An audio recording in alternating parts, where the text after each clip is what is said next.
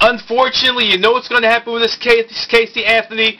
This lady, and I still think, and the majority of people still think, she had something to do, or she killed her baby, and now this lady is going to be a millionaire. She's probably going to get a reality TV, she's probably going to write a book, and she's going to be sitting there smiling in a year on talk shows, having talk hosts grin in her face, saying, oh, how courageous you were, how was it for the 3 years, blah, blah, blah, blah, blah. You watch, this is what's going to happen. This is what's going to happen. What do you think of that?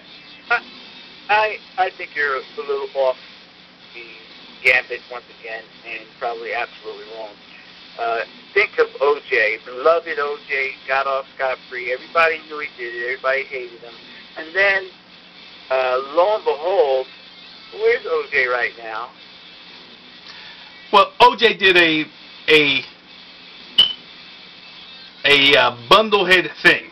That's why he's back in jail. But how about this lady? Let's backtrack. How about this lady who was a fugitive from the police, I believe, for about 13, 14 years, and I'm not sure what happened with the case, but all I know is I saw her on talk shows grinning, and talk hosts were grinning at her like she was some kind of hero. She was a fugitive. She committed a crime in the past, but yet they were glorifying her like she was some great person. Well, let me ask you a question. Did she do her time? I'm not even sure. All I know was she was a fugitive, and she finally got caught. Then let me explain something to you. That's the whole point. You go in, you do your time, you get really rehabilitated, and you paid the price. So you should be coming out with a clean slate. Yeah, people should be skeptical about you, but you paid your time. So leave them alone. Let them get on with their lives. Why are you busy bashing this woman because she's getting paid money? What, are you jealous? Hey, with the salary I'm making, I need not be jealous. If she get money for her life and her life's walk, good for her. But if she did her time, then she did her time and she paid her debt to society. You needn't say no more. What do you pay for the rest of your life? So a baby is dead. That she has to stop paying. So a baby is dead, and this lady should get rich by having low-life individuals looking for ratings, having her do a reality show, and pushing a book. Well, let me tell you something, Mr. Communist Pinko. Well, you don't believe in the justice system at all? You believe that we just let people go? Yes, I do. Murderers and killers and rapists and robbers, and we just let them go and live their life and have a great time?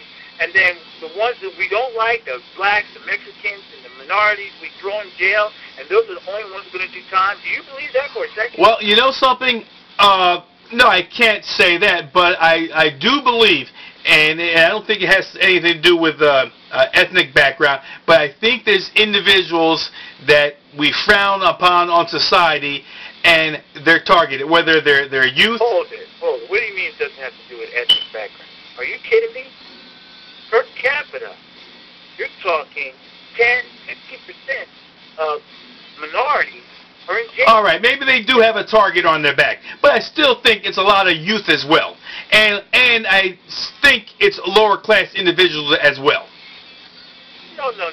It is the way the system is set up. The system is set up to put away minorities versus. I'll give you an example. Remember the cocaine?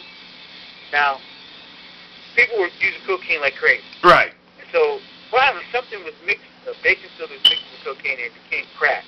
Now, crack was cheaper because you mixed baking soda. So now the cocaine is cheaper. Crack is cheaper. The cocaine still stays in the mouth because it's pure.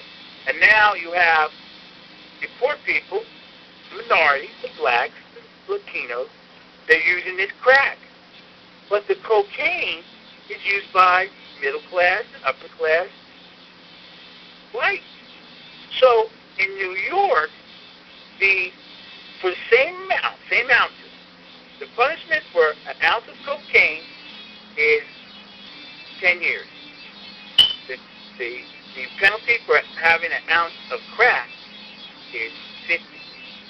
Now you tell me what's going on there. Well, yeah, I mean, you have a point, and I think that's been addressed.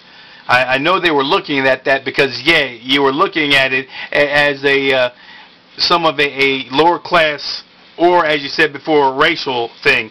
But I think that might have been addressed. Looked at. Well, what do you mean by But see, then again, wait, but let's backtrack. So then again, it goes to the same thing with this Casey Anthony individual. And this is what our listener said in her email. She's saying, and I'm saying too, and I'm agreeing with her a little bit, that she does not fit the typical profile. And this could be a reason as well why she got off. No, not at all. And you don't think that has anything to do with it? Nothing. You got to show proof. Circumstantial is one thing. If they had good, hard, positive DNA evidence, she was going down, and she would be in the electric chair or the gas chamber tomorrow. I highly doubt that. They didn't have the proof. They didn't have the connecting proof, and all they used was some flimsy stuff. Maybe they didn't want the prosecutor. Maybe they just wanted to grandize the whole situation. But the bottom line is, there wasn't any proof to put her away. Absolutely definite, positive. No, but like you said before, there was O.J. White? There was. Maybe I'm mistaken. Was O.J. White? Well, wait a second now. Okay. But O.J. was rich. Well, So that's a factor. Fame, rich, being Caucasian. Yeah, I think I would say there's an advantage. It's excuses for poor prosecution and smart defending attorneys.